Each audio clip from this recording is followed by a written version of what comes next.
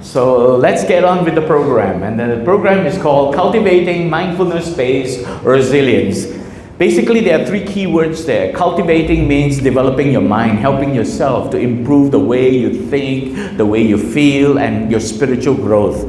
And mindfulness is really when things are happening around you, you may not have any control over things outside of your being, but you can take care of what's inside. And mindfulness is helping you to observe how you are affected by things happening around you so that you can learn to adjust yourself and learn to help recover and adapt. And that's what resilience is all about. Resilience is about two things: recovery and adapting. Resilience is not about endurance. You don't just take the pain and absorb it and that's it. It's about recovering from it, rising when you fall, and then adapting, learning what's happened, how did it happen to you, and learn how to be a better person, how to avoid the problems again. So that's really what cultivating mindfulness-based resilience is really all about. Let's get on with it. The foundation of this program is based on a lot of teachings from the Buddha, because I'm a Buddhist and I've been doing a lot of Buddhist studies, as well as studied under a very learned teacher before. So I took a lot of core teachings of the Buddha, especially in the area of mindfulness, compassion, and mind-body cultivation. And I present it in a secular manner. So this is not a religious thing. It is basically talking about spiritual growth. Any religion, it applies. As well as taking a lot of research findings from neuroscience, psychology, medicine, and neuro-linguistic programming. And then also hypnotherapy, psychotherapy, and philosophy, laughter yoga. Why laughter yoga? What happened is, many years ago, before I got involved with laughter yoga, this is more than 10 years ago, I was using psychotherapy to help people heal from mental illness, heal from depression, heal from anxiety. And it took me a while for each client. It took me, I was doing it pro bono. So it was in a temple. Anyone who has anxiety issues, mental health issue, ADHD or whatever, are welcome to register, and then I'll treat them one-on-one, clinical. And what happens is, when they come and they're feeling a lot of anxiety and depression, it took me between 30 minutes to 1 hour of interaction before I could snap them out of their depressive moods. And it was quite a while. And sometimes it even took 1 whole hour. There are even times when the client could not snap out of the depressed mood. Then I discovered laughter yoga, and I went all the way to India to learn it from the guru himself, Dr. Madan Kataria. You will hear from him later on. And I applied it because from his lecture, I was very impressed. So it was amazing. When I used laughter techniques, it snapped people out of depressive mood within minutes. Sometimes 5-10 minutes, not more than 15 minutes. If I interact with them and start to use laughter yoga exercises, after 10, 15, 20 minutes at the most, they are feeling happy and responsive. That's very important, because a person in depression, if he remains stuck in that depressive mood, it's very hard to help them. You got to get them out of that depressive mood. So that's why laughter yoga is so important. So we're going to do a little bit of that. Right? But we don't really have time to do everything. As you can see, the material is very rich. We cannot have time to do everything. So we'll do a little bit of laughter yoga. I hope all of you will participate, because I'm going to tell you one very important thing about laughter in a moment. Okay? Getting on. And this program is very much focused on mental health, but not only mental health, not only for people with anxiety and depression, but also personal development. If you want to be a better person, if you want to do well in life and in business. So it's for mind-body wellness and spiritual growth. A quick history of how this program started. Many years ago, I was conducting a mindfulness-based emotional composure program. This was basically to help people overcome depressive thoughts and unpleasant thoughts, calming the mind. But it was not that strong. It was kind of simple, straightforward. By far, the most severely stressed and anxious and hurting and suffering people in the world are people in prison, incarcerated.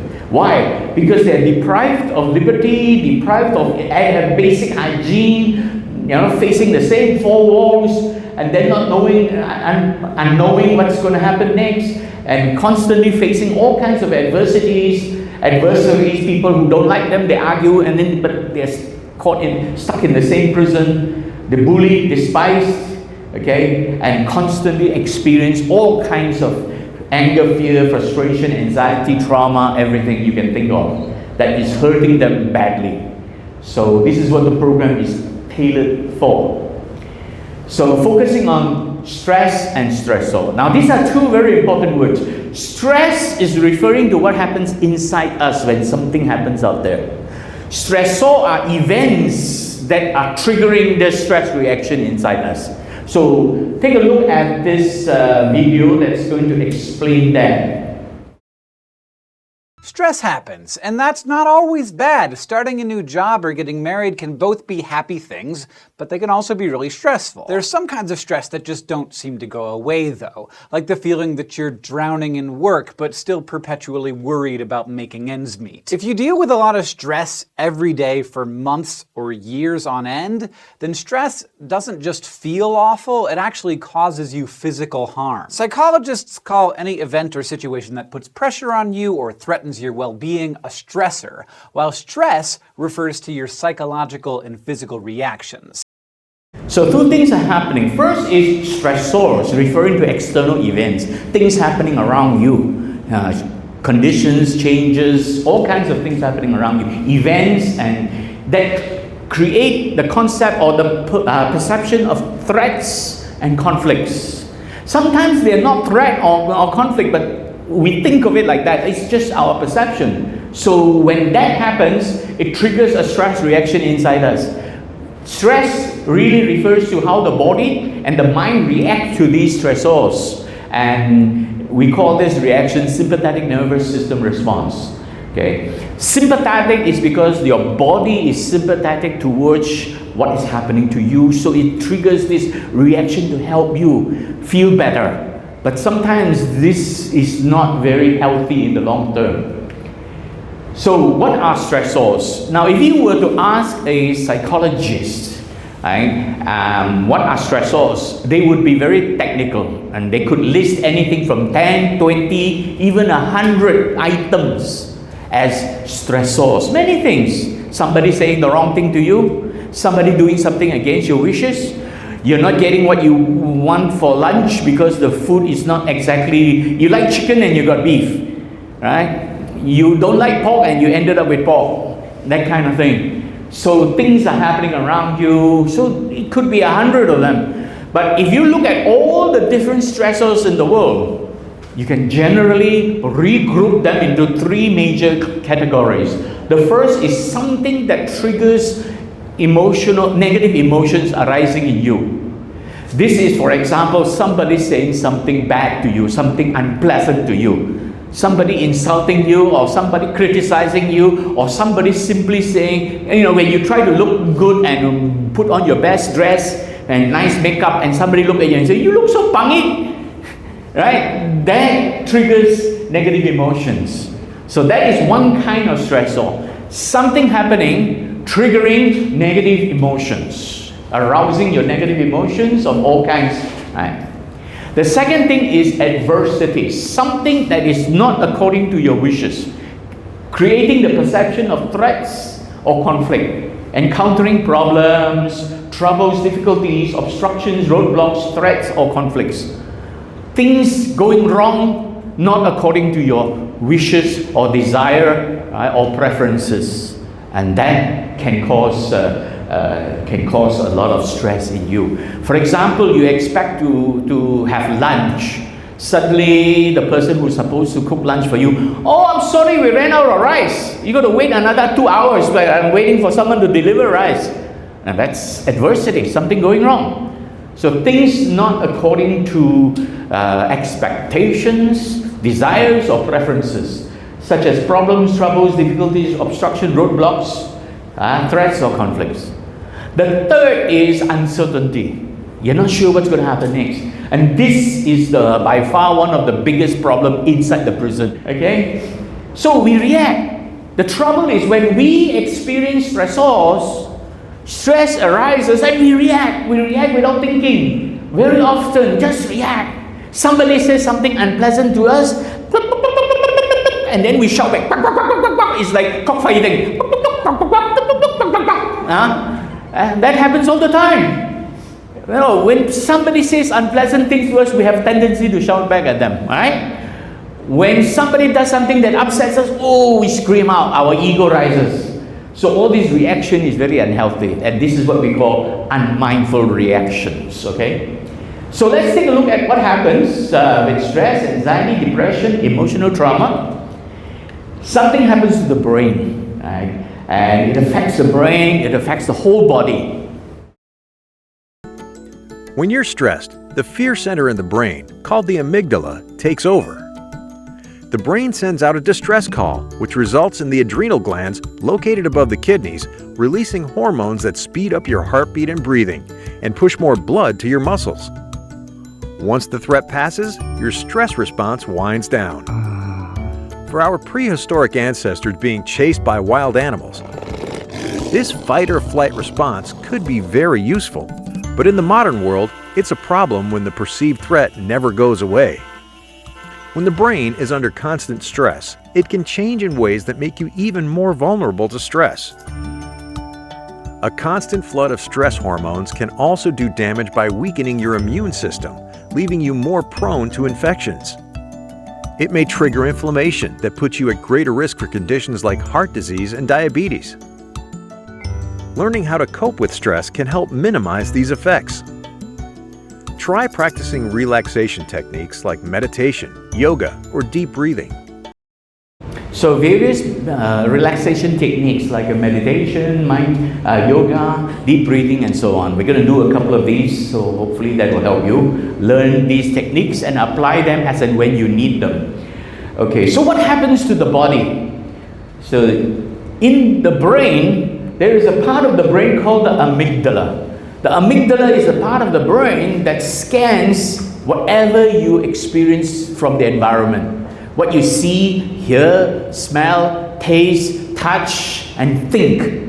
All that passes through the amygdala to trigger, for the amygdala to scan. Now, if the amygdala scans something that resembles threat or conflict, something disturbing, one of the stressors. So if the amygdala senses something like one of the stressors, it triggers a chain reaction releasing hormones. The adrenal gland, triggering the adrenal gland to release two very powerful stress hormones, cortisol and adrenaline, and that floods through your body. What it does is it makes your heart beat faster and makes you breathe deeper. You see, when people are stressed, they are breathing, hyperventilating also sometimes. And then the heart, of course, is beating faster. And then at the same time, in order to conserve energy to help you, that's what we call sympathetic nervous system response. Your digestive system is suspended by these hormones, cortisol and adrenaline. And then also make your muscle all tense up. Oh, you're very tense, you know. You can think of it. Every time you get stressed, your muscles are tense, right? And then next, it causes tingling sensations in your body. When you get tingling sensations in your body, it's because the hair on your skin is standing on end, right? That is why you feel tingling sensation, right? And your eyes will open up to see what's going on. You see, when people are stressed, they want to see what's happening. It's all part of that sympathetic nervous system response. And it causes your facial expression to be distorted. Why? Because in ancient time, all animals have the same thing happening. When an animal is threatened, the animal tries to look fierce, try to make itself look big, right? Humans are no different. When something threatens you one way or another, you want to look tough, you want to look, angry, you want to look strong, So facial expression gets distorted. And perspiration, trembling, all part of this problem of stress hormones.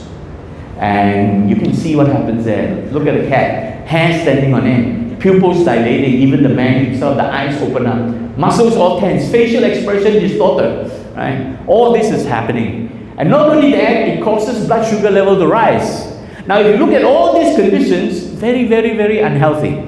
Blood sugar rising, what happens? You become diabetic. Immune system suspended, what happens? You become sick very easily. A few drops of rain and then you start to sneeze and runny nose and all kinds. If you perspire too much, you're losing body temperature. And if your facial expression distorts too much, it makes your face very wrinkly. You look very pangit. And then your pupils dilating too frequently. Before you get old, your eyesight become very weak. And hair standing on end, sooner or later you got no more hair, like mine. Okay, muscles become too tense. You know, your muscle become too tense is not good. It's bad for your health. And intestinal movement suspended, what happens? Then you end up with ulcers in your stomach. Respiration quicken, you get hyperventilation. Heart beat faster, blood pressure rising, hypertension. All these are so unhealthy. Now, the way to overcome stress, the moment you realize you are getting stressed, one way or another, something, learn to relax. That's the first thing. Pause. Do not react. And relax. Notice I say relax. I didn't say relax. There's a big difference between relax and relax. Okay, I want all of you to respond. When you're getting stressed, what do? Relax. So when you say the word relax, it's a very relaxing word. That word in itself is relaxing. When you say relax, that's a very stressful word. Right? So it's relax. Learn to relax. If you don't do that, the stress hormones, adrenaline, cortisol flooding through your body dries up your skin very quickly. In fact, it is even mentioned in the Bible about skin getting dried up when you're getting stressed. Your skin dries up and then you look like that. You want to look like that? Yeah, it makes you very pangit. Yeah? You see, these people, you can tell someone who looks like that with very dry skin, wrinkly, because this person had a very stressful life. Anybody who experienced a lot of stress during life, before they get too old, even by the time 40, 50 years old, they start to look like that. They don't have nice, smooth skin like mine.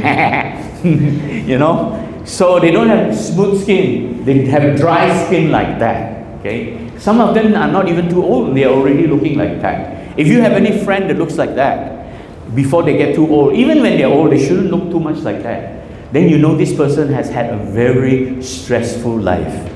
Right? Sympathize with such a person, or rather empathize, not sympathize, empathize with such a person who has experienced a lot of stress in their life. Nobody can escape from stress. Every single person in this world, every single animal in this world is experiencing stress throughout the day. Like this morning, coming here, it took me a while to get a car. Finally, I got in the car, arrived just a fraction overdue. I was supposed to arrive 8:30, I arrived 8:40, so 10 minutes, it's okay. And then this morning, we're supposed to have 40 people. Brother, where are the 40 people? They have registered and confirmed, but we don't even have 15, 20 people, okay? So that makes us, the organizers, a little bit stressed too, right? No one escapes stress. Stress is something that arises automatically inside you the moment you encounter stressor. But you can do something about it. What do you do about it when you feel stressed? Relax, okay? Yeah, so learn to relax, okay? Even a saint, even Jesus Christ cannot escape stress. Why? Imagine being nailed on the cross. Isn't that stressful? Yeah? Is it relaxing or stressful? Stressful, okay? One thing I want to request a favor from you. I've come a long way to do this, and the only way you can really benefit, not only pay attention, but respond, interact, right? Proactive. You will actually benefit from it, because some of the exercises, if you don't respond and do it, it is of no benefit to you. The only way you can benefit is to respond, be proactive, and all that, okay? So even Jesus Christ cannot escape being stressed. Even Mother Teresa, a saint, cannot escape being stressed because she did a lot of charity work during her lifetime. A lifetime of charity and service, and it's very stressful. You see, her face is also the same. So you have to learn to relax. Remember, relax, not relax. Yeah, not relax. Okay? Relax. All right. Let me introduce laughter yoga. Laughter is happiness. A lot of people have a misconception. They laugh only when they're happy. Right? Other times they will not laugh. They only laugh when something happy happens. That's what most people do. In fact, a lot of people do that. But don't you know there is a little secret? If you were to laugh for no reason, just the laughter itself makes you happy. So you can actually transform normal feeling into happiness if you just laugh often. See? Okay. So, learn to live, love, and laugh. So now I'm going to teach you a simple laughter yoga technique. When something good happens, when something good happens, everybody do that. Say, very good, yay! And do it 2 times, okay? Everybody, put down your things, ready, go. Very good, yay! Very good, yay! Ask yourself right now, aren't you feeling happy? Yeah. See? For no reason. Simply doing something that makes you laugh. Then you feel happy. So that is the secret of happiness. For no reason, laugh. And then you're happy, so everybody's happy. So that's what it's all about. Yes, we laugh, everybody love, and then happy, okay? Yeah, this is very important, right? Okay.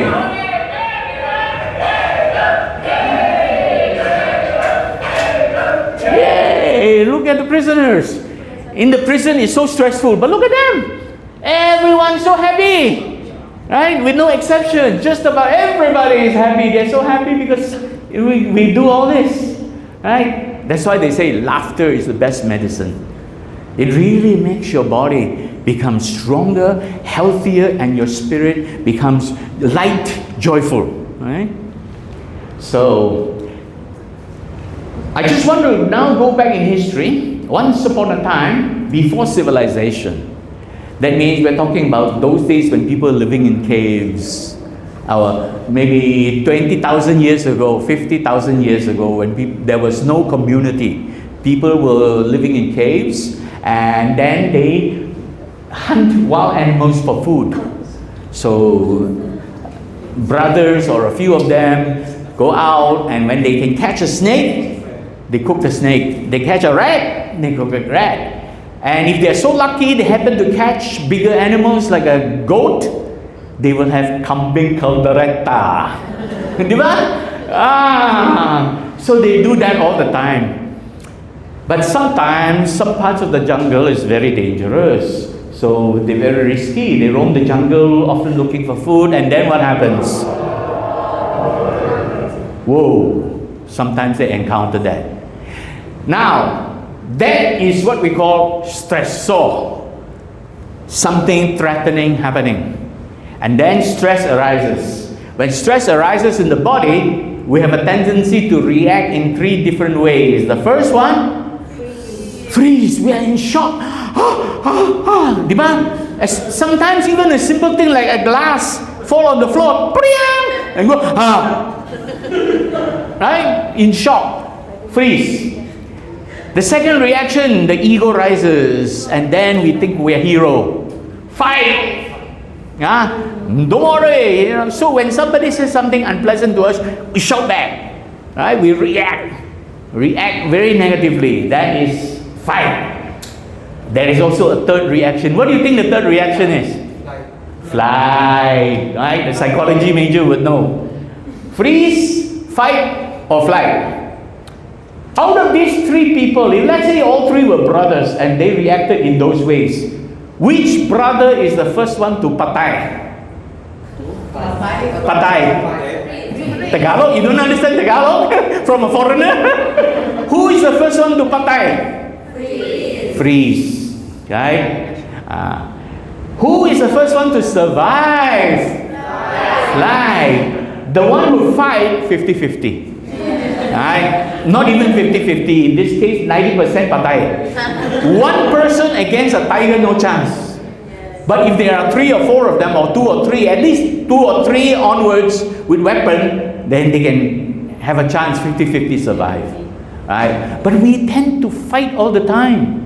The most common reaction is fight. When somebody says something unpleasant to us, we get angry and shout back. Right? Somebody says, oh, that dress doesn't look nice on you. You look so pangit. And you turn around and say, oh, you think you're very ganda? Huh? You know, that's natural reaction. Fight. Okay? Why? Why? Because there's this devil inside us called ego. Well, for lack of a better word, right? I call it devil inside us, but it's actually inside us, ego arising. So what is ego? I use ego as an acronym. I call it emotionally grasping overdrive.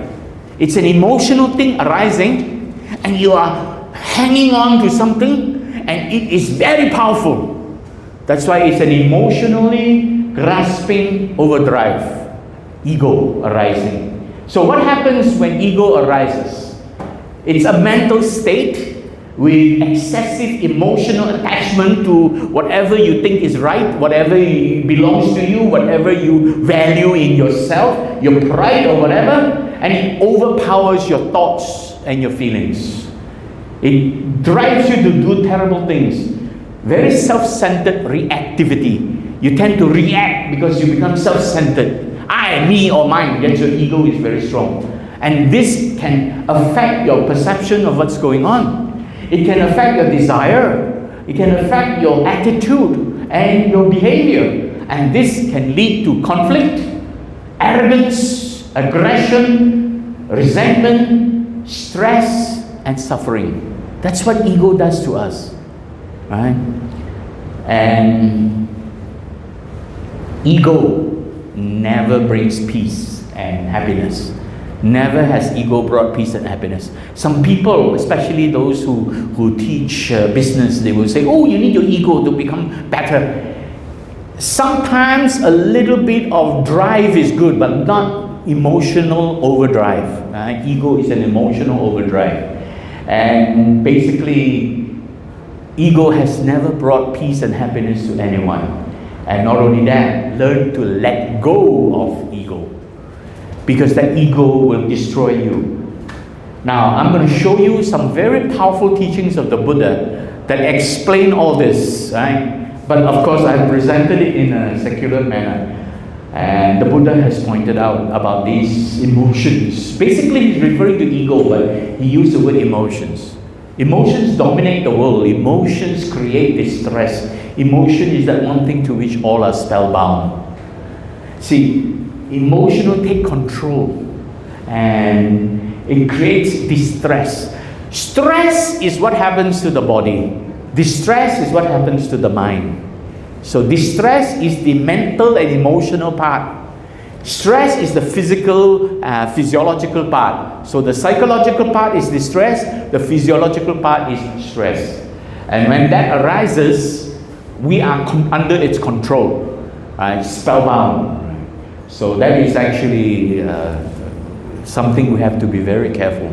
If we realize something is stressing us, and we start to realize that maybe our ego is starting to rise up, pause. Do not react. And then relax. Okay? Otherwise, this is also what's going to happen. The Buddha also mentioned, whatever harm one's enemy may do to one, or a hater to another, it's one's ill-directed emotions that inflict upon oneself a greater harm. In other words, your enemy may do something to hurt you, but if you are not careful about how your emotions rise up and take control of you, how your ego controls you and spellbound you, that can create more harm to yourself, make you very unhealthy. You're causing a lot of unhealthiness in your own mind and body. And when the Buddha said ill-directed emotions, what he was referring to is mental proliferation, the mind going crazy with imagination of things that are not true. You know, imagination is never about the truth. Imagination is about something that hasn't happened yet. You're just imagining it. Memory is remembering something that already long gone. Why keep clinging on to the memory? And expectation is when things are in front of us, we always have some expectations that differ from the reality. See, when our expectations are not consistent with the reality, we are suffering, right? Mama cooks pork adobo. So happened that day you wanted to eat something, maybe you want to eat something else. And then you look at the pork adobo, oh, I don't like pork adobo, you know? And then your expectations. So we have to take control. Imagination is something that hasn't happened yet. It's not true. Imagination is never the truth. And memory is something that's long gone. Can you change the past? You can't. Let it go. Expectation. What is right in front of you is the reality. Why expect to be different? Right? So these are the things that control us under spell of our emotional tendencies. So we have to be very careful about what happens when ego arises.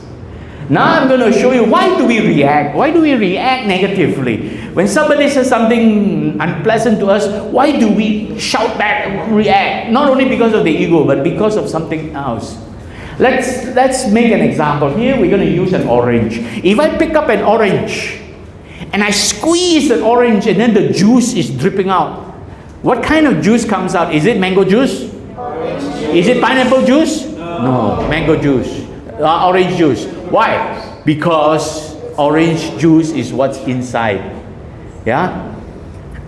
So listen to one of my former mentor. I follow him a lot. In the old days, in 10, 20 years ago, I used to buy a lot of DVDs. Those days they were selling DVDs on motivational training. I bought a lot from Wayne Dyer. And now listen to his explanation. He used orange as a metaphor. An orange is a simple metaphor. You take this orange and you squeeze it as hard as you can squeeze it. And you ask yourself, what will come out? And what comes out when you squeeze an orange? Orange juice. Never, no matter how many times you squeeze it, will apple juice come out. There's no mistakes. You'll never get grapefruit juice out of this thing, ever. The only thing you'll ever get out of it is orange juice. And the next question is why? Why when you squeeze an orange, as hard as you can squeeze it, does orange juice come out? And I asked that question up in Toronto one time, with this little girl sitting right in the front row. She said, that's dumb. She said, that's what's inside. It has to come out. I said, well, that's the answer. You are really smart. And she smiled. She thought that was great. But that's the truth. The reason that orange juice comes out when you squeeze it is because that's what's inside. Now you extend the metaphor and someone squeezes you. That is, someone says something about you that you don't like. Someone behaves towards you in a way that you find offensive. Somebody does something or says something to you that you feel hurt by. And out of you comes anger, hatred, bitterness, tension, fear, anxiety, stress. And immediately you say, the reason that comes out of me is because of how he said it, or the way that she said that, or because they did that. But the truth is, the reality is, that what comes out is what's inside. And if you don't like what's inside, you can change it. What comes out is because of what's inside. But the good news is, if you don't like what's inside, you have the power to change it. You can't change what goes on outside easily. You may influence it one way or another, but you can't change it. You can influence it by being kind to people, then less people will become unkind to you. That is influence. but you can't change it. Even some people you're kind to them, they still can become very nasty to you. You can't control that, but you can control what goes on inside. Because if it is to be, it is up to me. Remember this mantra. If it is to be, it is up to me. Let's say that together. Ready, go. If it is to be, it is up to me. Is this good? Yes. When something good happens, what do? Very good, very good, yay! Very good, very good, yay! Let everybody participate, because that's the only reason I'm here. I want to help everyone. Let's do that together. Don't just sit there and watch. This is not a show. I have retired from doing shows. Alright? I've retired 16, 17 years already. During the time when I'm doing shows, each of you will be paying $500 to attend. Yeah, I'm not kidding. Yeah, so if you think you're coming here to do a show, $500. Okay? But if you want to come in free, let's be part of the whole action. Okay? So when something good happens, what do? Very good, very good, yay! Very good, very good, yay! Okay, if you don't like what's inside, you can change it, okay? Because when we are no longer able to change a situation, we are challenged to change ourselves. If it is to be, it is up to me. Right? You see, when I do work in the women's prison, I use Wonder Woman as a role model. When I do it in the men's prison, I use Spider-Man as the role model. But I tell the men, I can teach you all the good things Spider-Man is good at doing, but there's only one thing I can't teach: how to climb out of the prison. Okay? So these are role models I use in the prison. Right? Learn to cultivate mindfulness-based resilience. Okay, all this is part of the technique. What is mindfulness-based resilience? It is about your mental toughness and also your mental agility, flexibility of the mind, so that the ability to recover quickly and adapt easily to traumatic experiences, adversities, and uncertainties. That's really what mindfulness-based resilience is all about. There are two very important things. One is recover. The other is adapt. See, resilience is not about withstanding or enduring. No. Recover and adapt. Adjust yourself. So, let's take a look at this emotional thing that's going on in us. We call this the vicious cycle of emotions. Things are happening around us and we begin to perceive what's going on. We experience them. We start to think of what this is all about. And if they represent stressors, something that trigger our negative emotions, something that is against our wishes, adversities, or something that is uncertainties, right, unpredictability, then it triggers this stress reaction in us. The body changes, physical stress. The mind is disturbed, emotional distress. So this is really how stress and distress arise, because we start to perceive something to be negative emotion, something that arouses negative emotion, something that is adversity, presenting as threats and conflicts, and something that is uncertainty. That's how stress arises, because of these three categories of stressors. And very often we react without thinking. This reacting unmindfully, causing fight or flight reaction. Right? And this triggers a chain, emotional chain reaction, like what the Buddha was talking about.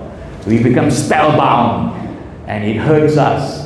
All kinds of anger, hatred, fear, worry, anxiety, greed, jealousy, pride, blame, shame, regret, all arising, all kinds of that arising, feeding emotions with mental proliferation, the mind going crazy. And when that happens, that's why it hurts us, because we react.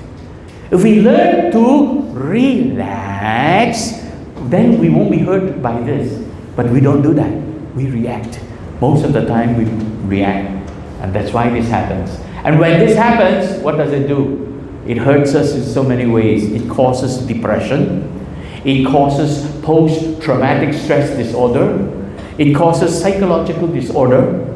Right? When all that happens, psychological disorder, it makes you go cuckoo, cuckoo. And in the women's prison, right, in Mandaluyong, in the women's prison, Correctional Institution for Women, I say to them, you be careful. If stress makes you go cuckoo, cuckoo, you will be transferred to the institution next door. Mandaluyong inside. And they all, I don't want to be in Mandaluyong inside, you know. So, and all kinds of illnesses, health issues arising. Right? So, there are two things we need to do. When all this is happening, we need to be careful not to react. Right? And need to calm our mind and need to relax the body. So these are the two things we need to do. Now, calming the mind, relaxing the body, the way human mind works, the way the brain is activating, we can't do both at the same time. No, we have to do one at a time. So what shall we do first? We can either calm the mind first and then relax the body afterwards, or we can relax the body first and then calm the mind afterwards. Now, you can only do one of these, A or B. You cannot do both at the same time. You cannot relax the body and calm the mind at the same time. I'll give you an example. At night, you go to sleep. Right? The day is good and your body is now relaxed. So you have relaxed the body, for instance. In that case, you lay down there and then you want to sleep. Suddenly, your mind starts going to the past or start imagining things that are not true. Your mind is starting to go a little crazy. So you need to calm the mind also. Okay? So that is, even though your body is relaxed, your mind is disturbed. So you need to do one of these first, followed by the other. I want you to now think about it. The question is, which is easier to do? Calm the mind first and then relax the body, or relax the body first and then calm the mind? Now think about it. Make a decision. I'm going to ask all of you to raise your hand. You only raise your hand once. Do you choose A or do you choose B? The question is, which is easier to do? Think about it now and give me your answer. How many of you think, calm the mind first and then relax the body? Raise your hand. Okay, we have two only. Okay. How many of you think, relax the body first and then calm the mind? We have the rest. Okay, good. I'm not going to give you the answer. As we go along, you're going to find out. I'm very cruel, you know. So I'm not going to tell you the answer. You're going to discover as you go along. All right. Mindfulness-based resilience. We have a lot of exercises to do. It is made of 4 stages of exercises. It so happened these 4 different stages of exercises begin with the letter R. But I think you already know what is the first R. What is the first R? Relax. Okay? Because when you are stressed and you relax, what happens? You prevent the stress from getting out of control. Otherwise, the stress can get out of control and becomes very chronic, right? So it can get worse. By relaxing first, and then that will prevent the stress from getting out of control. But even when you try to relax, you're stressed, you try to relax, some parts of your body can still be a little tense, isn't it? You try to relax and then you feel the neck, shoulder is a little bit tight. So you need to do the next one, relieve. Focus on that part of the body and release the stress tensions from that part of the body. So there are 4 R. The first one is prevent the stress from getting out of control. The second one is now relax the rest of your body so that now your body is taken care of. Next, recover. Using breathing exercises, you can now calm the mind, calm your emotional arousal. And when you're able to do that, then you are adequately calm, peaceful, right? And then you can build resilience. Mindfulness exercises help you build mental toughness and mental agility. That's what resilience is two qualities, mental toughness, mental agility, ending up with two results, recover and adapt, okay? So these are the four stages of exercises you're going to learn to do. Now, there's also another thing you're going to learn to do. Right? When you are experiencing all kinds of stress, anxiety, depression, emotional trauma, I call this 3-step self-compassion. Self-compassion means you are compassionate to yourself. You want to help yourself, okay? So the first is when things happen around you, stressors, pause. Do not react. Because when you do that, you allow time for emotional excitement and anxiety to calm down. Because you're all excited now, huh? So by pausing and not reacting, you allow those emotions to calm down. And then your stress hormones, your body is now flooded with stress hormones. Allow your stress hormones to subside. That's why do not react. Because as soon as you react, your stress hormone will get worse. You get more and more stress hormone flooding through your body. So pause. Do not react. And then relax. Take a deep breath. Relax the body. And when you're able to relax the body, consciously compose the mind, calm the mind. Once your body and mind are calm, then think. Think purposefully, focus on helpful, beneficial response to the problem. What can you do about it? How can you address the problem, right, so that you now are in a better position? Help yourself, okay? So pause, relax, and think. And the most important is to learn to relax, okay? So now let's take a look at an explanation of relaxation. What can we do about relaxing? And Dr. Herbert Benson, he's from Harvard University, so he's going to explain a little bit about the 2-step relaxation response. Psychology student would know. Using modern technology, Benson is trying to understand how meditation appears to reverse the body's natural stress response. What we are finding is that for centuries upon centuries, people had discovered that there's something they could do to counteract the harmful effects of stress.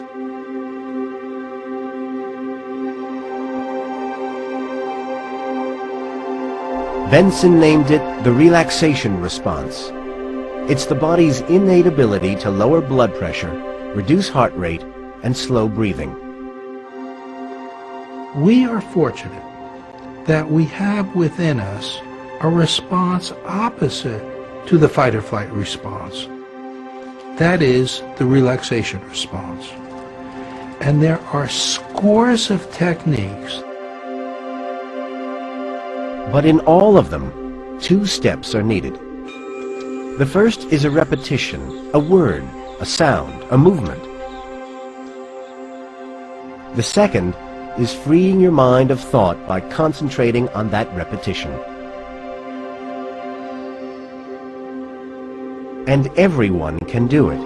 The relaxation response can be triggered by all kinds of activity, from the repetition of a prayer to the primal beat of dancing. Even the rhythm of exercise can reverse the harmful effects of stress. Even the rhythm of exercise can reverse the harmful effects of stress.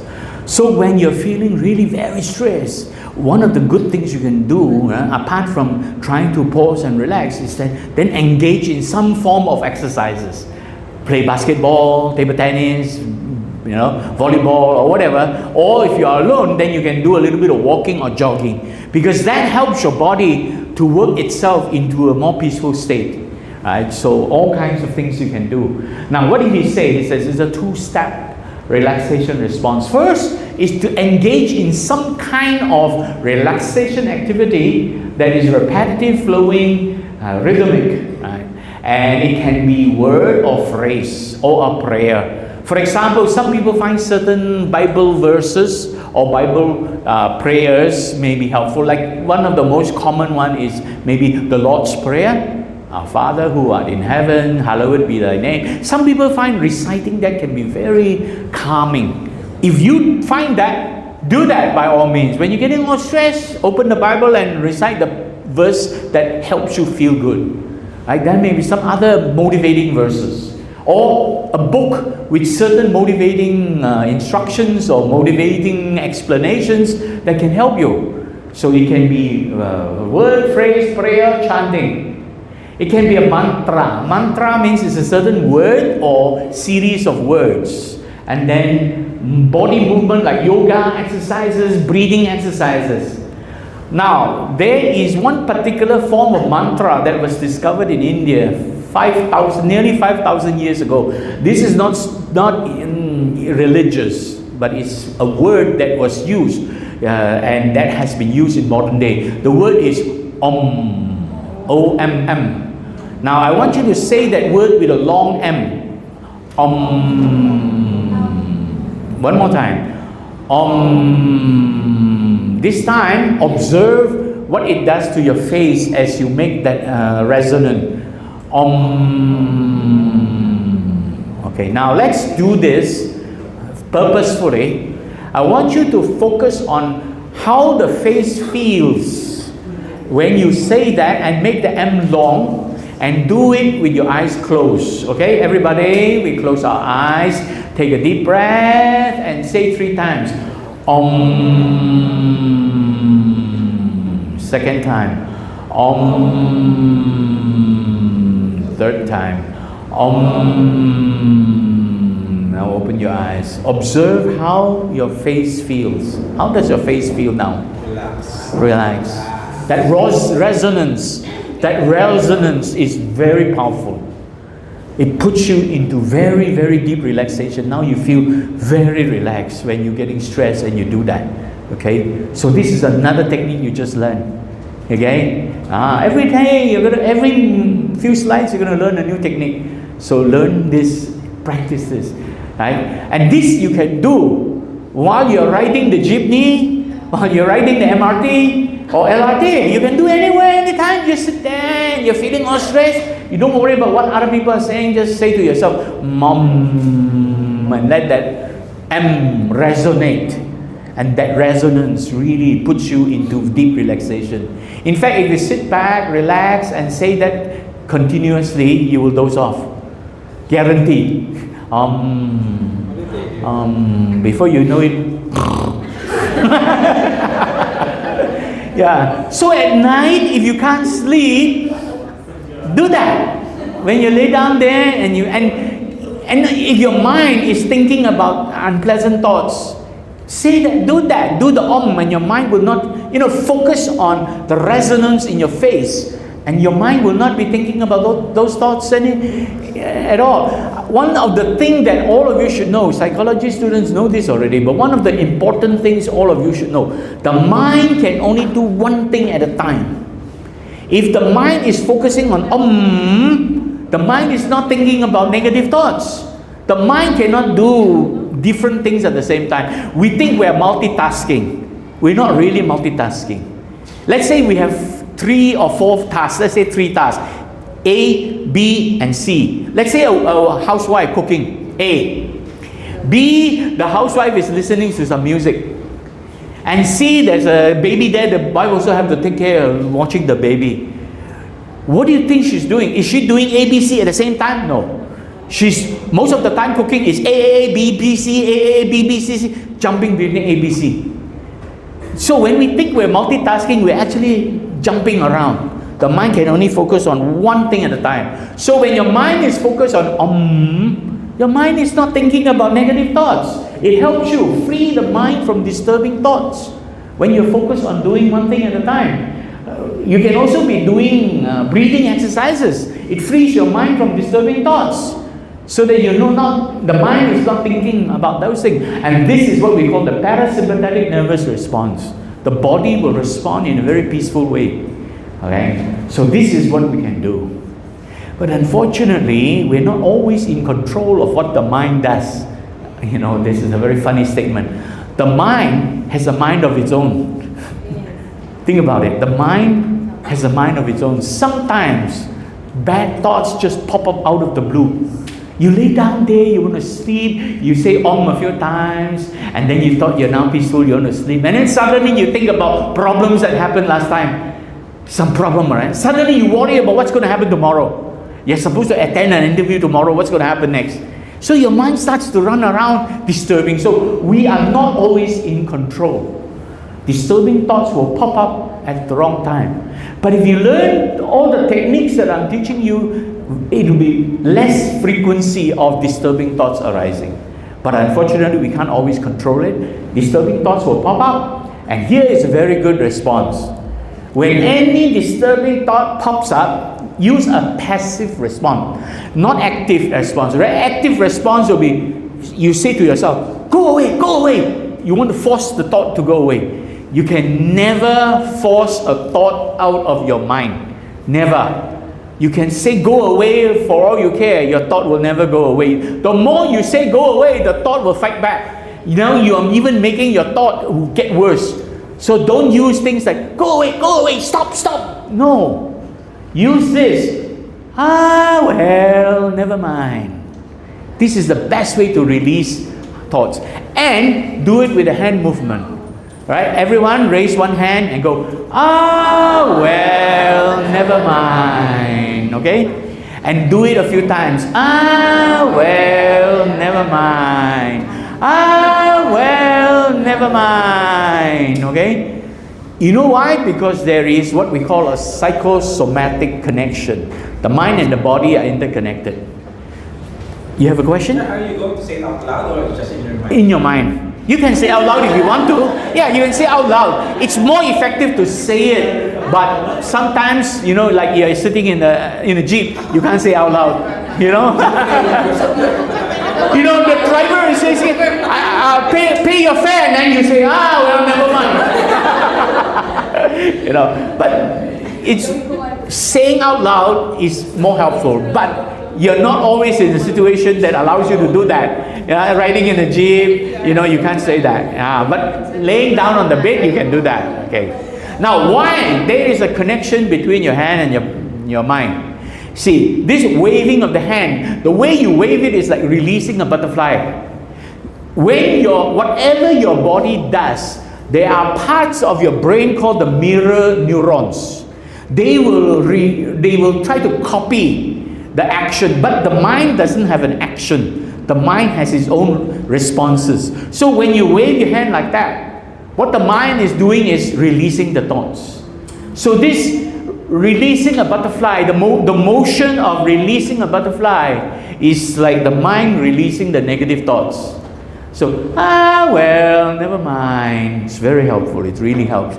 But we are not like that. We often react without thinking. Take, for example, there's a glass sitting on the table. Somebody walk by, knock, and then the glass fall on the floor. I go, Priyan! What do most people do? They will go, Diba?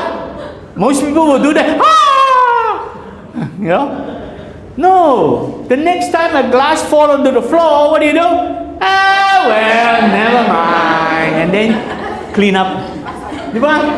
But you also have to be careful when you say that. If a senior walking, trip and fall down, don't say to her, well, never mind. No! Help her out. Sit down. Take a few deep breaths. When she feels better, then you say, well, never mind. Okay? But that is very helpful. That is a very powerful technique to release. See, now you're learning another technique. See, I'm continuously teaching you techniques. So that is a very powerful releasing technique, okay? Never pay attention to the bad thought. Don't keep thinking about it. Why this thought is here? And don't try to fight it. Don't say, go away. No. Don't dwell upon it. Don't try to remember it. Don't try to question it. Don't even try to analyze it. These are worse. The more you think about the negative thoughts, the more the negative thoughts remain to disturb you. The best way to release a negative thought is to let it go. Well, never mind. When you think about it, when you try to get rid of it by forcing it, it doesn't work. It makes it worse. Okay? So, what do we do? Well, never mind. Okay? Alright, very good, very good. Yay! Very good, very good. Yay! Okay, we have learned about relaxation. Next, we're going to learn about relief. Okay? Stress relief exercises to release tensions. One of the best is laughter.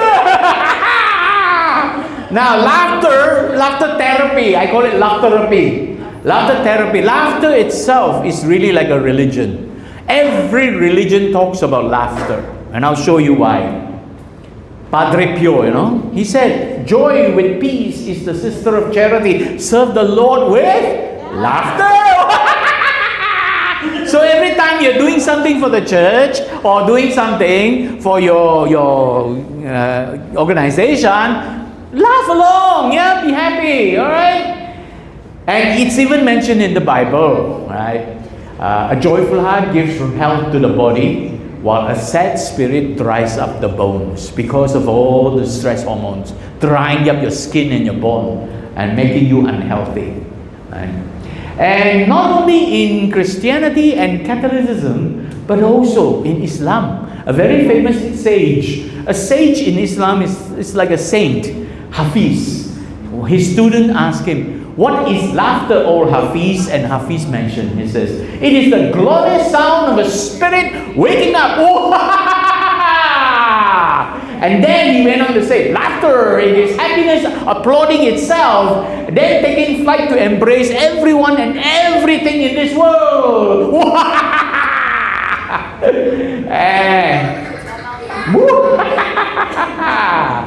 Okay, it's for health, healing, and happiness. Now, laughter yoga is made of 4 stages or 4 steps, 4 things we do normally.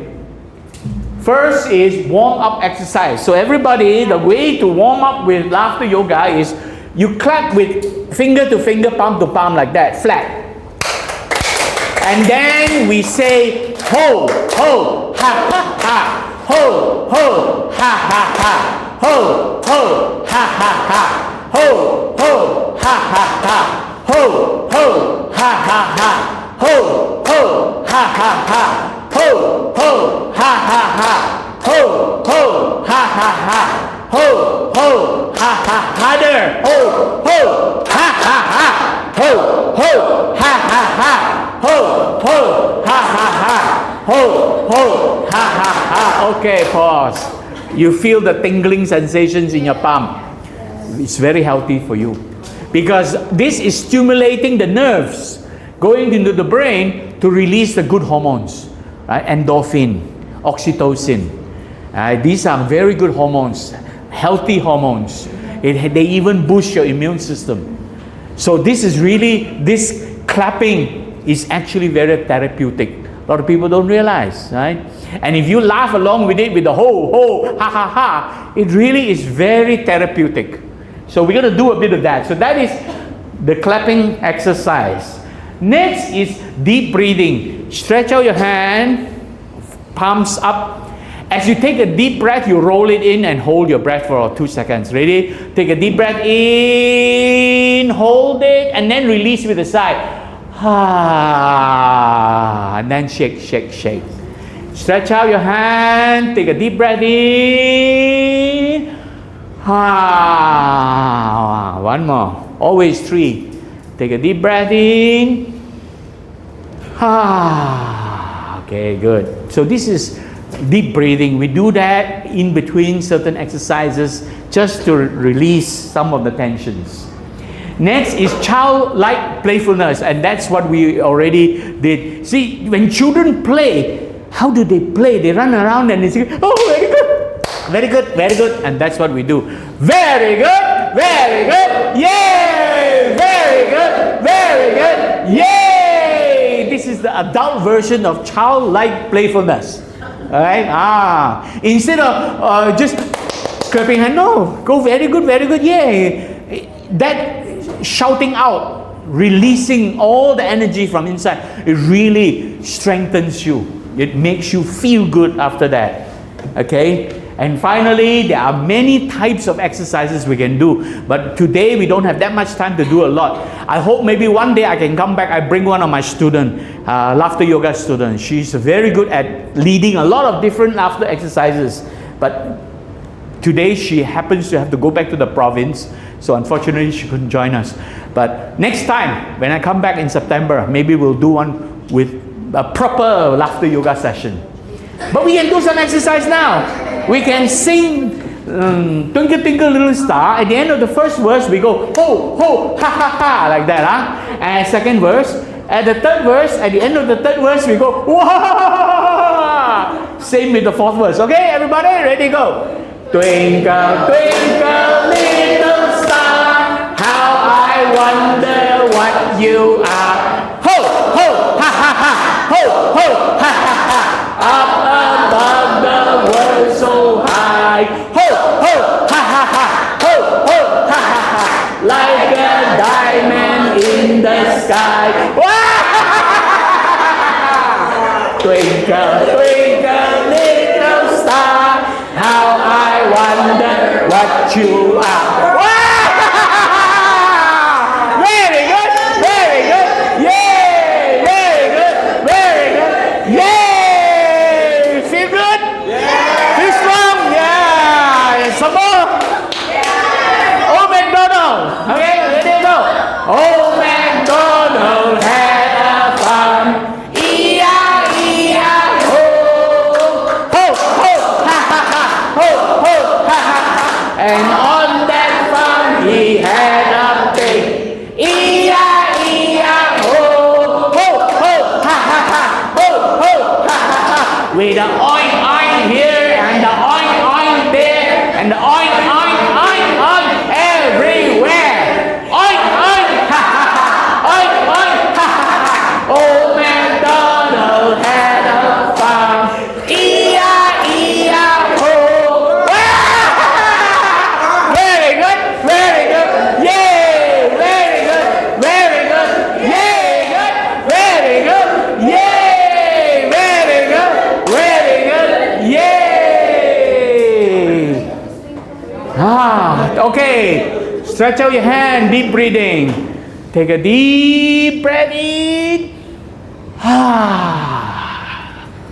One more. Take a deep breath in. One more. Take another deep breath in. Okay, now I want to show you some explanation about laughter yoga. In fact, when I saw this was the reason I contacted him and went all the way to India to learn from him. The founder of laughter yoga, Dr. Madan Kataria. Listen to his explanation. What are the 5 benefits of laughter yoga? First of all, laughter yoga can change your mood within minutes by releasing some chemicals from your brain cells we call endorphins. Now you will agree with me that if your mood is good, you do everything well, whether it's your personal life, business life, or social life. Everything depends upon your mood states. Second, laughter yoga reduces stress from your life and it strengthens your immune system. Now, if stress levels are down, if immune system is stronger, you will not fall sick easily in the first place. And if you have some health problems, chronic health conditions, you will heal much faster. So it's a fantastic, healthy exercise. Third, your brain needs 25% more oxygen for optimal functioning. Laughter exercises increase the net amount of oxygen to your body and brain, and it improves your efficiency. You can work more than you normally do, and you'll feel more energetic and more motivated. Fourth, laughter yoga is a great social connector of the people. Everybody wants to be with happy and smiling people, and nobody wants to sit with a grumpy person. So if you laugh on regular basis and do these laughter yoga exercises, you will have a smiling face. You will connect with people much quickly, and it brings you good quality of caring, sharing relationship with the people. And finally, everybody can laugh when times are good, but life is not always good. We have ups and downs in life. So how can you laugh when life gives you challenges, difficulties? Regular practice of laughter yoga exercises will give you a positive mental attitude, which will help you to go through these difficulties in a much better way. These are all the benefits. So you can download the slides at the end. I'll show you the link. Then you can get this in details. Otherwise, it's too much for you to type in. Okay, now let's take a look at this vicious cycle of emotions causing this physical stress and emotional distress. What should we do? Relaxing the body, calming the mind. I think you already know what is easier. The question is, which is easier? Relax the body first and calm the mind, or calm the mind first and relax the body? Is it easy to calm the mind? No. Sometimes you lay down there, your mind going crazy. It's very hard to stop those thoughts, right? But you can help yourself. Well, never mind. And after a few times, if it still doesn't work, you go and focus on the see? These are some of the techniques that you learn. I hope has been helpful. Okay? Very important. A relaxed body is a necessary condition for a calm mind. You cannot calm your mind if your body is not relaxed. That's why you need to learn to relax the body first. Then only worry about your mind. Take care of your body first, okay? A lot of people think, oh, they want to calm the mind first. No. If you can relax your body first, relaxation, just do nothing. Take a deep breath. That's relaxation, right? And that can help you calm the mind after that. All right. The challenge of handling stress and distress. How to handle harmful effects of stress. Learn to relax and relieve, okay? And how to deal with anxiety and depression. Calm the emotions, compose the mind. And finally, how to build resilience and survival skills. Learn to mindfully recover and adapt with pause, relax, and think, okay? So, how do we practice mindfulness? Now, I'm putting the teachings of the Buddha, mindfulness, into a very simple, secular way. Okay? Mindfulness really is when something is happening around us. Bring your attention inwards, and that is called introspect. And realize what is happening inside you, because you can't change what goes on outside, but you can change what goes on inside. So become aware of what is going on inside. And what are the things going on inside? There are 4 things going on inside. First, the body is changing because of the hormones. Your body is all stressed up, all tensed up. And then you're feeling these sensations that are uncomfortable, agitations, disturbing you. That is what happens in the body, disturbing the mind. And then now the mind is disturbed, arousing emotions. And finally, not only arousing emotions, causing you to think in certain ways, then you start to have certain thoughts and judgment which are not helpful. This is really what's going on inside. So realize this is happening. And you can do something about it by simply pause, relax. First pause and then relax. Then if you're able to do that, right, then practicing mindfulness means be aware of what I showed you earlier on, the vicious cycle. And realize that there is a tendency to react. Our ego is strong. Makes us want to react. That's a tendency. We always want to react. Right? Learn to let go of the ego by simply pause, relax, do not react, refrain from judgment, focus on relaxation. These are the most helpful tips to how to practice mindfulness, okay? So focusing on relaxation is the most important part. So when all this is happening, right, causing the mind to get out of control, experiencing depression, anxiety, and all kinds of stuff like that, What do? Pause, relax, and think. When you can do that, think is an acronym. Truthful, helpful, improving, necessary, kind. THINK. Right? So think only of truthful thoughts. Don't think of thoughts that are not truthful, cheating thoughts, lying thoughts, right? And think of thoughts that can be helpful. If they are not helpful, let it go. Think of thoughts that can help you improve your situation. Only thoughts that are necessary and kind. Kindness is the most important. Every thought you carry should be kind. Then you transform vicious cycle into virtuous cycle of composure. Then your body becomes comfortable and your mind becomes calm. And good thoughts, good kind action, then they lead to good things. So these are 5 different ways of helping you to think for emotional composure. I'll come through the 5 ways in a moment. So those are the 5. And when you're able to do that, you will be able to cultivate a healthy body, peaceful mind, caring heart, and joyful spirit. So this is really what you can help to cultivate. And those are the most precious gifts in the world. Nothing is more precious than this. So take good care of your health. The fact that you are able to come here and attend this, you have healthy body. Now I hope you learned something to help you calm the mind and help you build this caring heart and joyful spirit. And all that will help you become more resilient, mindfulness-based resilient. Okay? So those 5 ways, change the channel in your mind. See, when you're watching television and you don't like what you see, what do? Change the channel. So if a certain thought pops into your mind and you don't like that, what do? Just focus on something else. Think of something else. Focus on joyful activities. Sing, dance, laugh, play with friends.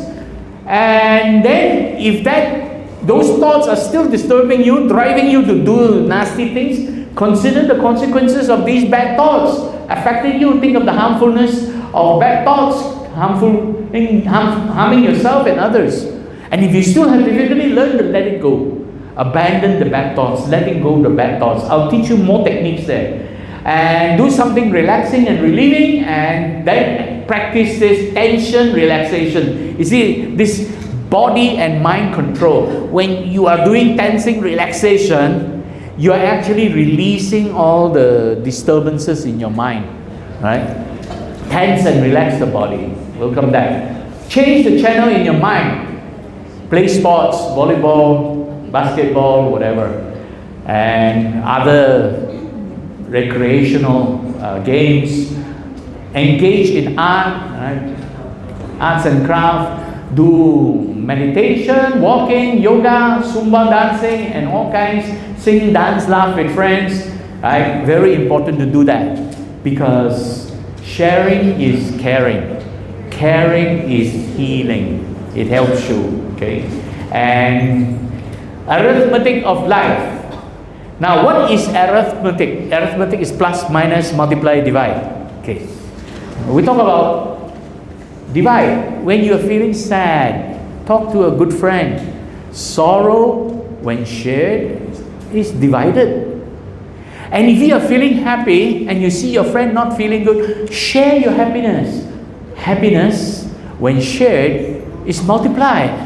You see, that is the basic arithmetic of life. Sorrow, when shared, is divided. Happiness, when shared, is multiplied. Very good, very good. Yay! Very good, very good. Yay! The greatest love of all. What is the greatest love of all? Love yourself, because you can search the entire universe for someone more deserving of your love than you yourself, but that person can never be found anywhere. You yourself, more than anyone else, deserve your love, right, and affection. So when you love yourself, think your mind is driving you to do something harmful. Think of the harmful effects. Think of the undesirable consequences and bad thoughts that bring to yourself, your loved ones, because you love yourself. Avoid harmful self-abuse, especially violence, degenerative behavior, and substance abuse. Value health, peace, love, happiness. Money cannot buy. The most precious gifts in the world. No amount, no millions and millions and billions can buy, right? So, because we love ourselves, learn to let go. When you love yourself, learn to let go things that are hurting you. Relax the body, calm the mind, and abandon bad thoughts using mindfulness-based meditation. So let's do that together. I'm going to join you all. Put down your things. Just relax. Don't cross your legs. Don't fold your arms. Just put down your things and sit back comfortably. You can lean back or you can sit up straight. It's up to you. Find a very relaxing posture and focus on any part of your body that is feeling tensed or tight. Just let go. Consciously release the tensed muscles. Any part of your body feeling tense. And bring your attention, when we start, you bring your attention inwards and keep your eyes closed. Okay, gently bring your attention inwards and allow breathing to flow smoothly and naturally, and observe your breathing. And let go thoughts that are disturbing you. If any disturbing thoughts arises, just respond with, well, never mind, and just let it go. In your mind, just say, well, never mind, and let go those disturbing thoughts and keep observing your breathing. So don't force it, don't exert any special effort, just simply relax. Focus your attention on your breathing. Observe your breathing as you breathe in and out. Allow it to flow smoothly and naturally. Disturbing thoughts arise, well, never mind, okay? Okay. Let's begin. Take a deep breath in and breathe out gently. Take another deep breath in and breathe out gently. As you breathe in, you feel more and more relaxed. As you breathe out, you feel more and more relaxed. With every breath you take, you become more and more relaxed. Take a deep breath in and breathe out gently. Keep your eyes closed and focus on your breathing. With your eyes closed, focus on your breathing. As you breathe in and out, feel more and more relaxed. And then you say to yourself, I am relaxed, I am calm, I am peaceful, I am relaxed, I am calm, I am peaceful. I am safe. I am loved. I am happy. I am alive. I am safe. I am loved. I am happy. I am alive. And then feel strong. I feel strong. I feel healthy. I feel happy. Feeling strong, you realize you are at peace. I am getting stronger and stronger, healthier and healthier every day. I am getting stronger and stronger, healthier and healthier every day. I am grateful for the blessings that have brought me comfort, peace, and happiness. Feeling grateful. Be grateful for the blessings that you have received. I am grateful for the lessons I learned from my own mistakes. Take a deep breath in and breathe out. With every breath you take, you feel more and more relaxed. And say to yourself, I am grateful for the blessings that allow me to experience life, sharing love, peace, and happiness with the people around me. Take a deep breath in and breathe out gently. Take another deep breath in and breathe out gently. One more deep breath in and breathe out gently. With every breath you take, you feel more and more relaxed. As you breathe in, you feel more and more relaxed. As you breathe out, you go deeper and deeper into relaxation. With every breath you take, you feel more and more relaxed. And then you say to yourself, I am safe, I am happy, I am loved, I am alive, I am safe, I I am happy. I am loved. I am alive. You may now open your eyes. Okay. All right. How does that feel? Yeah. You can actually fall asleep. Yeah, if you're tired, you can easily fall asleep. You feel very relaxed, deep into relaxation. So, that's how you can abandon your thoughts. This meditation, this mindfulness meditation can help you let go, abandon negative thoughts. During the time, was your mind filled with any negative thoughts, unpleasant thoughts? No. Your mind was feeling very relaxed. Now do something relaxing and relieving. Laughter is the best medicine. Now, a lot of people say laughter is the best medicine, but how many people know the reason? I'm going to show you a video now explaining, right? Pay attention, and you will learn why laughter is truly the best medicine. One of the most powerful communication network within the body's internal nervous system is the vagus nerve. So what is the vagus nerve? Well, the Latin word vega means wandering. The vagus nerve is the longest set of cranial nerves that literally wanders around within the body, reaching out from the brain to almost every major organ in the body. It controls all involuntary body processes, such as breathing, speech, swallowing, heartbeat, blood pressure, hearing, taste, circulation, digestion, and gut health. It also controls bladder movement, orgasm, and fertility. A healthy vagus nerve enables us to access part of the brain responsible for creativity, higher cognition, and complex decision-making. In the absence of a healthy vagus nerve, our brain predominantly reacts to primal instincts, such as fear and the fight or flight reaction. A healthy vagus nerve is essential to leadership and decision-making. When the vagus nerve fails to perform effectively, the body becomes susceptible to a range of mental and physical diseases such as depression, anxiety, obesity, cardiovascular disorders, hypertension, diabetes, digestive disorders, chronic inflammation, kidney malfunction, infertility, and even Parkinson's disease.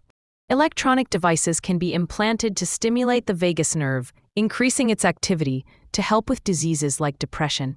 However, there are very effective natural ways to stimulate vagus nerve activity, such as breathing, meditation, exercises, yoga, omega-3, and probiotic-rich foods, singing, chanting, splashing cold water, laughing, hugging, and massages. By far, one of the most effective natural ways to stimulate the vagus nerve is through breath-related exercises involving strong activation of the diaphragm.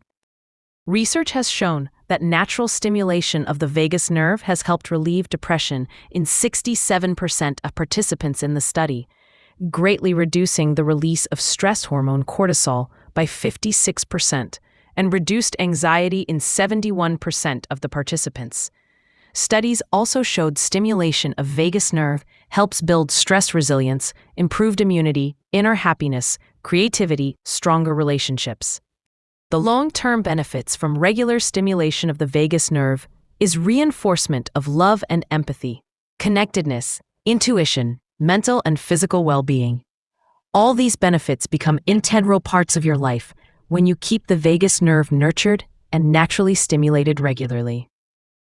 So the vagus nerve actually goes through every part of your body and brings the information back to the brains. But the vagus nerve, when it is stimulated, that means something activating it, something triggering it, it actually triggers the release of very powerful hormones that can help you deal with stress. Hormones that strengthen your immune system and makes you feel strong, makes you feel good and motivated, all that.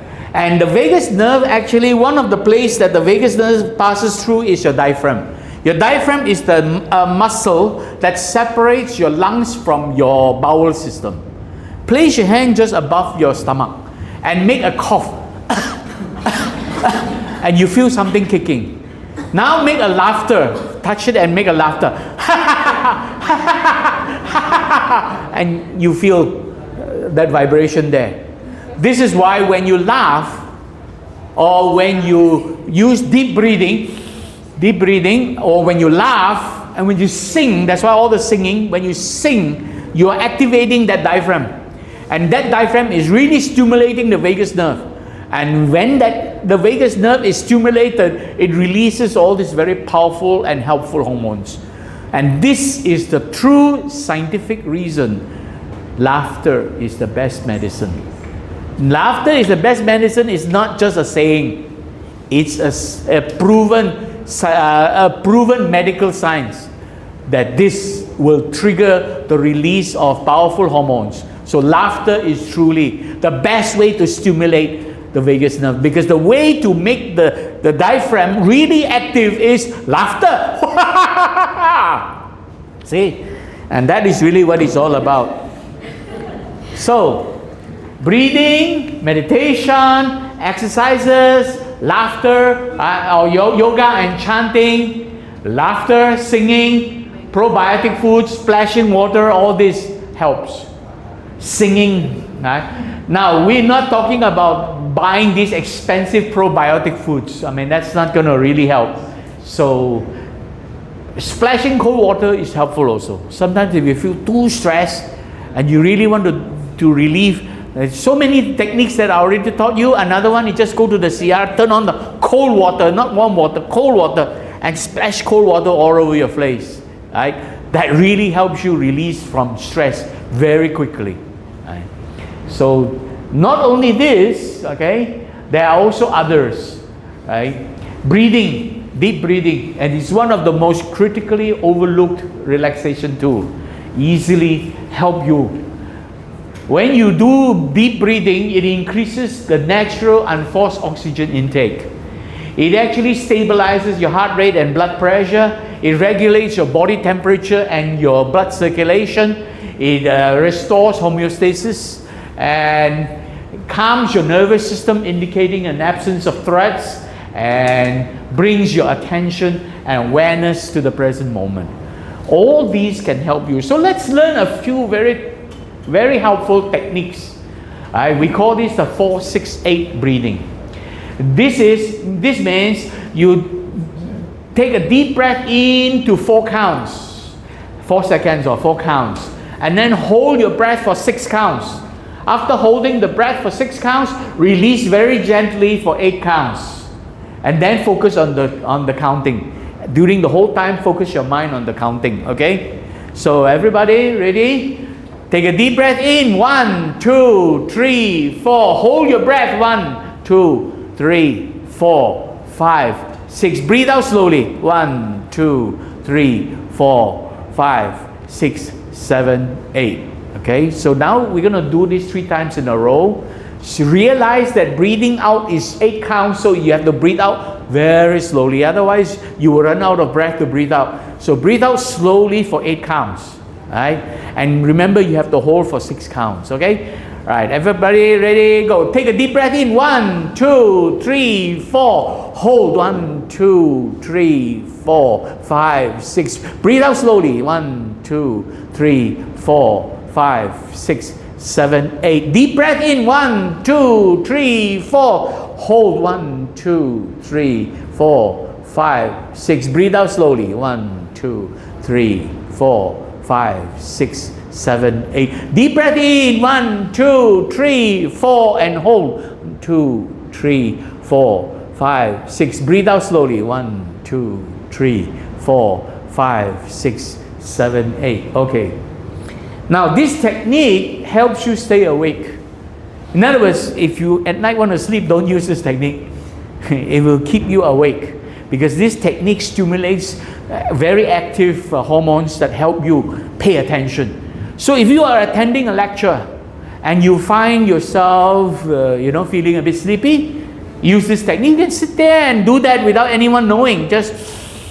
And then hold it for 6 count, and then release it gently for 8 count, and do that 3 times in a row. Then you find yourself able to pay attention better.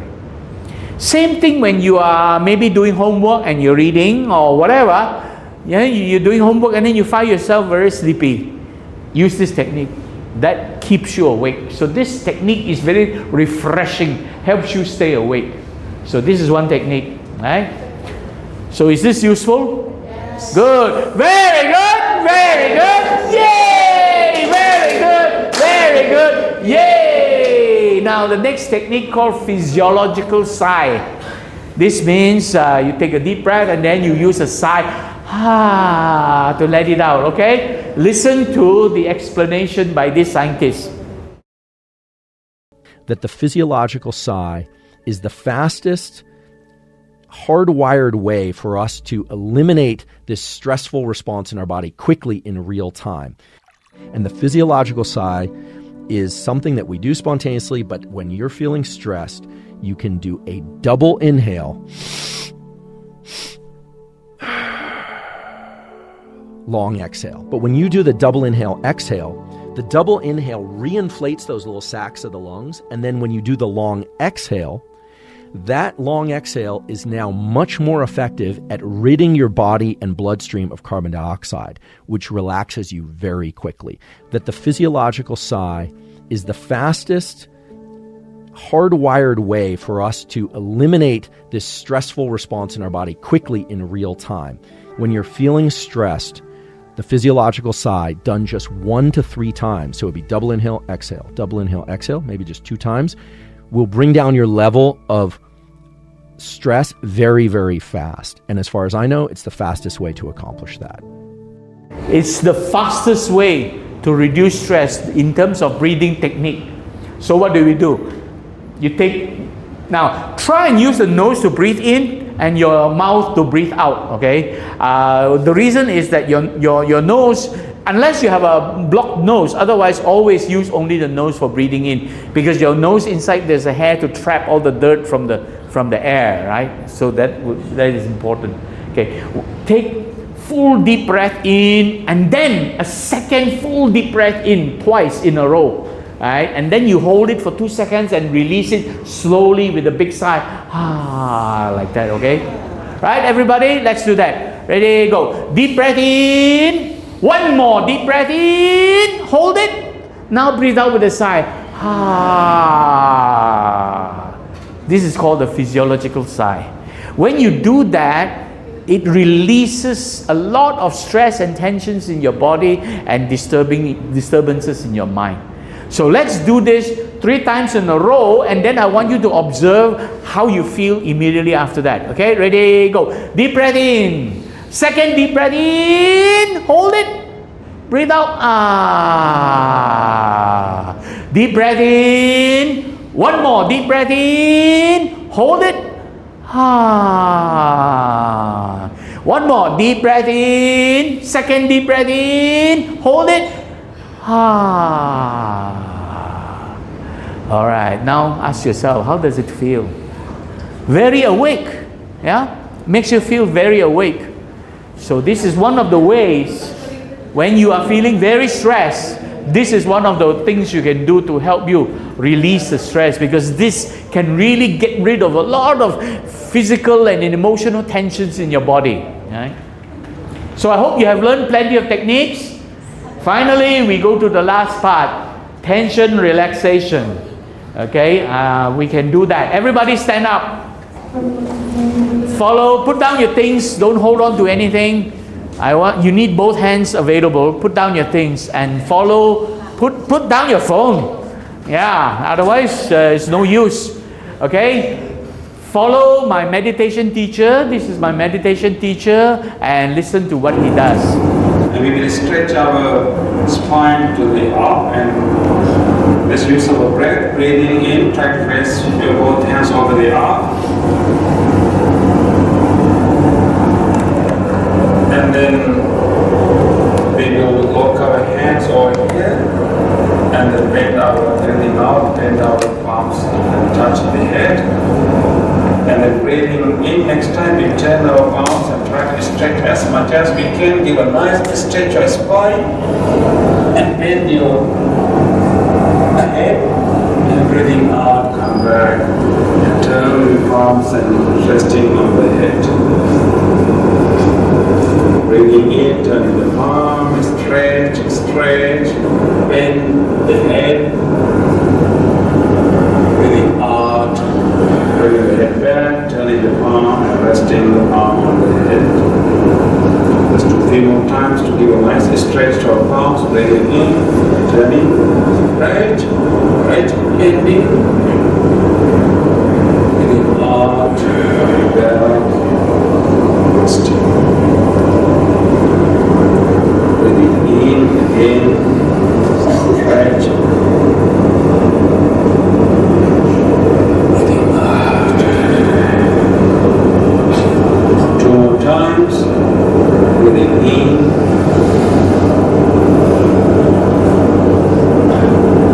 Breathing out.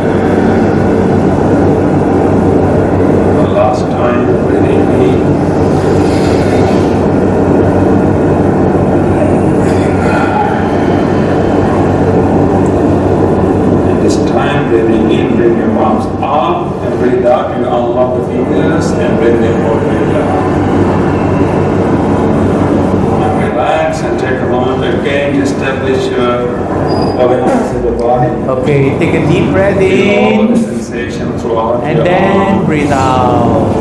palms. Take another deep Feel breath them all. in And be and in the then breathe out. Take one more deep breath in and then breathe out. body. Okay, let's do our second movement. Now follow the This next time we will movement. bend our spine to the sides. Let us raise our right hand. Right with our hand. in-breath. Kanan. Breathing, raising our right hand all the way up. Just the right hand. Breathing out, we bend our body to opposite direction. Giving nice bend to the opposite direction. And breathe in, come back to the middle. Breathe out, going back again. Bending to the sides. Breathing in, come back to the middle. Breathing out, going back again. Breathing in, come back to the middle. Breathing out, going back again. And stay here for a Stay while. there, don't let go Take yet. breath here. Feel the stretch of the hands, the ribs and the muscles. Release the breath. Next, in-breath, come back to the middle. Breathing out, gently bring your hands down. Rest. Let's do the same to the other hand. Breathing Left in, hand. left hand on the way out. Breathing out, bend your body's opposite direction. Breathing in, come back to the middle. Breathing out, come back in. Breathing in, come back to the middle. Breathing out, come back in. Breathing in, come back. Breathing out, come back again. Just Stay for there. a while, take a breath here. Stay there. By feeling all the stretch starting from your leg all the way and release the breath. And next in breath, come back to the middle. Breathing out, gently bring your hands down. Okay, take a deep breath in and then breathe out. Alright, you may sit down now.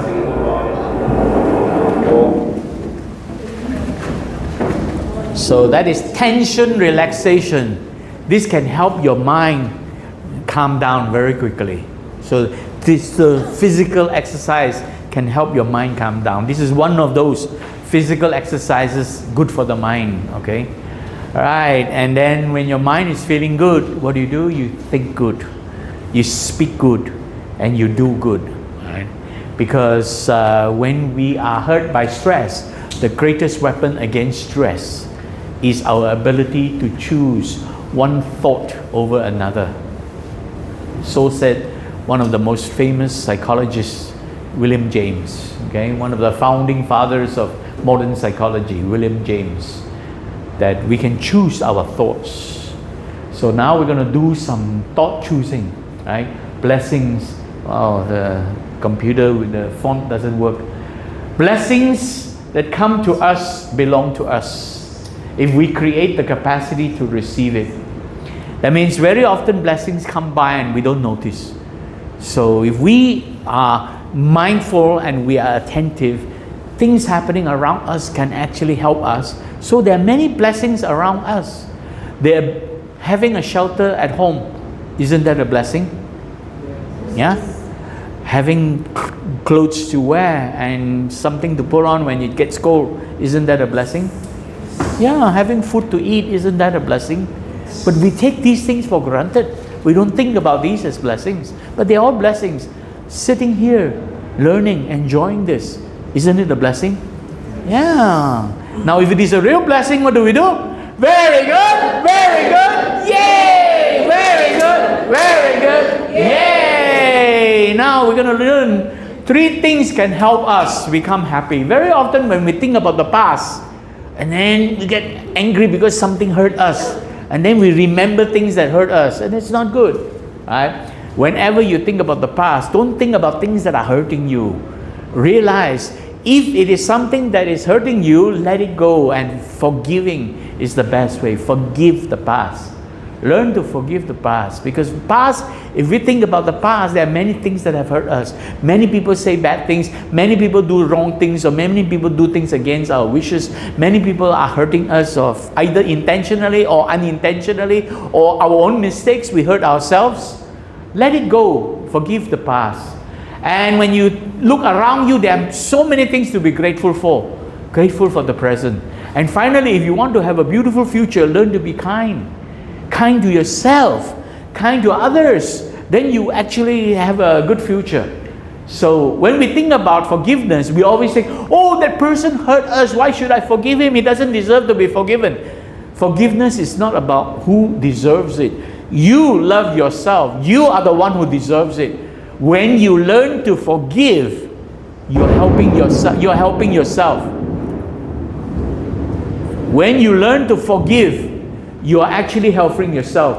You realize you're freeing yourself from the pain and the suffering, and then you're the one. You're helping yourself. You're setting someone free, and you yourself. Because it's not about who hurt you. It's not about what happened. Because you love yourself. Let go of that pain and that suffering. Don't cling on to it. Move forward with your life. Let it go, and then you find life is more peaceful and happy. Even Winnie the Pooh can tell you that. Forgiving makes Pooh a better bear. Not forgiving makes Pooh a bitter bear. Do you want to be better or bitter? Actually, it's quite funny. I did this in San Fernando, Pampanga one time to school students. And you know what they answered? Do you want to be better or bitter? You know, everybody said bitter. You know, in Pampanga, they pronounce the E as the I. They actually meant better, but Pampanga people pronounce it with bitter. I want to be bitter. Oh my God. I said, then I realized, Pampanga. Okay. So now what we're going to do is we hug ourselves. Just hug yourself, and then we recite this together. At the end of reciting this, we release it using laughter. We go, wah, wah, wah, crescendo. And then very good, yeah, okay? Everybody, hug yourself and ready, go. I forgive myself for all the mistakes I have made in my life. I forgive myself for hurting myself out of fear, anger, anxiety, and frustration. I forgive others who have hurt, harmed, or angered me. I forgive myself for having hurt, harmed, or angered others.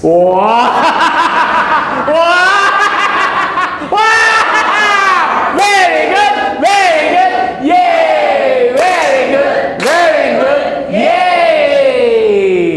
Now, gratitude is something we can offer to the world. Grateful. Put your palms together because you're feeling grateful. And ready, go. I am grateful to be alive and well. I am grateful for the shelter over my head, the clothing protecting my body, and the food that nourishes me every day. I am grateful for the lessons I learned from my own mistakes. I am grateful for the blessings that have brought me comfort, peace, and happiness. I am grateful for the blessings of sharing love, peace, and happiness with everyone around me. Very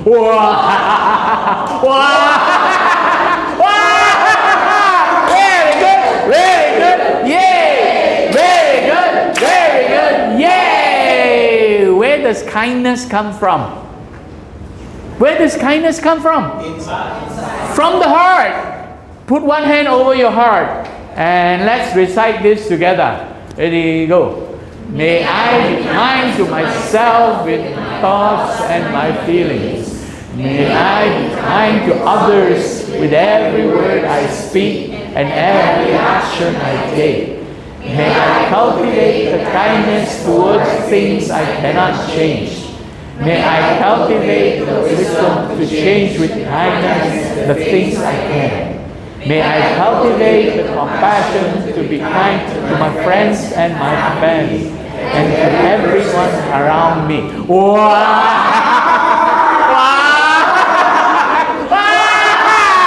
Very good, very good, yay! Very good, very good, yay! Now, like Wonder Woman, feel strong, cross your arm in front of you, and let's recite together. Ready, go! When I am no longer able to change the situation, I am challenged to change myself. May I find the strength and the courage to forgive the past. May I be grateful for the present. May I be kind towards the future with my feelings, thoughts, speech, and action. It is to me. It is up to me. Wow!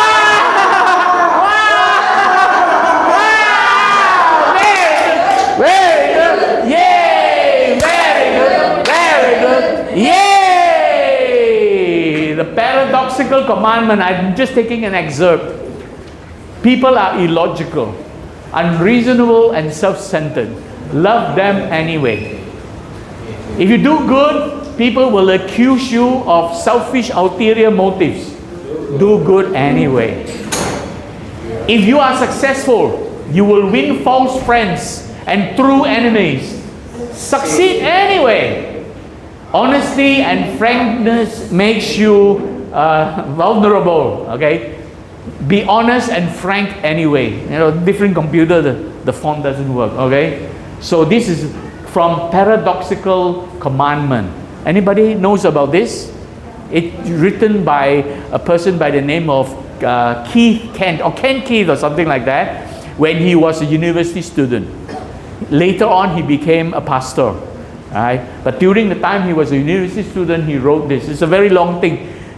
Google paradoxical commandment and you will get the full text. Very, very interesting. Okay, very helpful. All right. Never stop believing. Okay, when people can criticize you, you can be the best. Be your best. Don't worry about what other people are saying. Sino ba sila?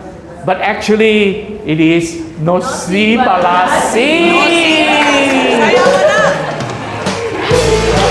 Put your hands together, everybody. Wait. Wake up. Yeah. Yes. Yes. No si pala si.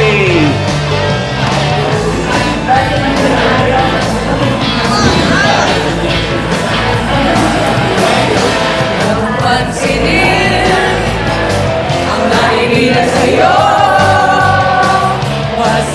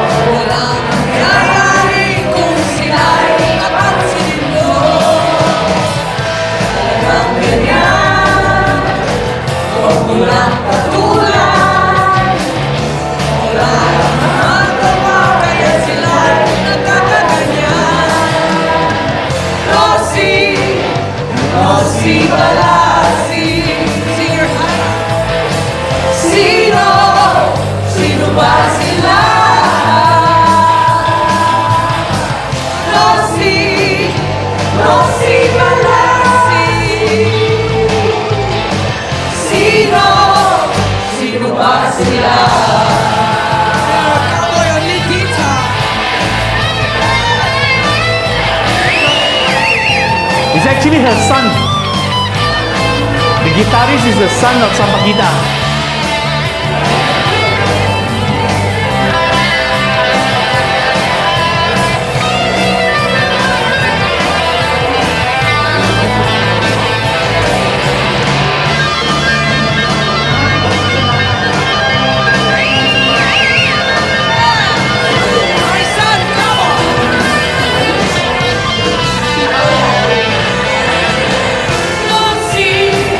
No si balasi,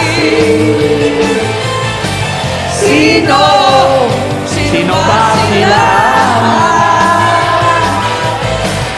No si balasi, sino ba sila?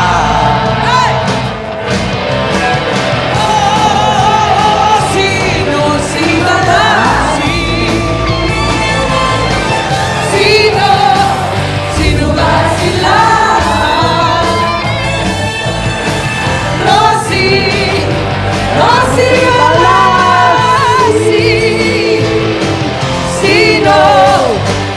ba sila?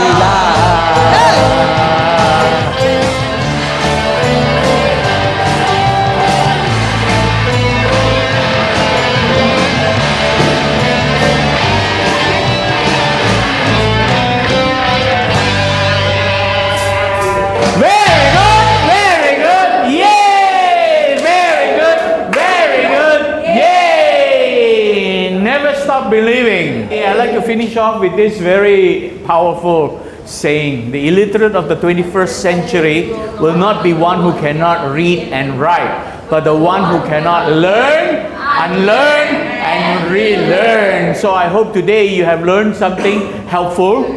If there has been anything you realize in the past you should not have followed, then let go, unlearn them. And then relearn something that can help you be a better person. Okay, so I hope this has been helpful, because if it has to be, it is up to me. Okay, so what have you learned today? Right? If you have been, if things happening around you and you learn from it, right? If something hurt you and you realize how you can adapt and adjust yourself, right? Then you are able to learn.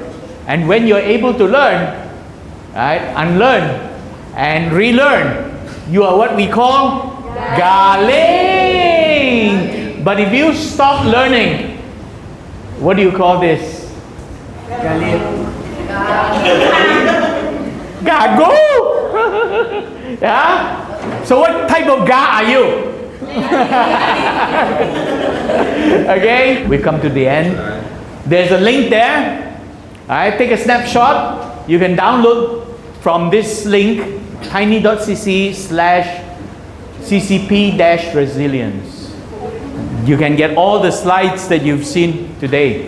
Alright, if you quickly take a snapshot of this link. So thank you very much. I hope it has been helpful. Right? Very good. Yay! Very good. Very good. Yay! All right. So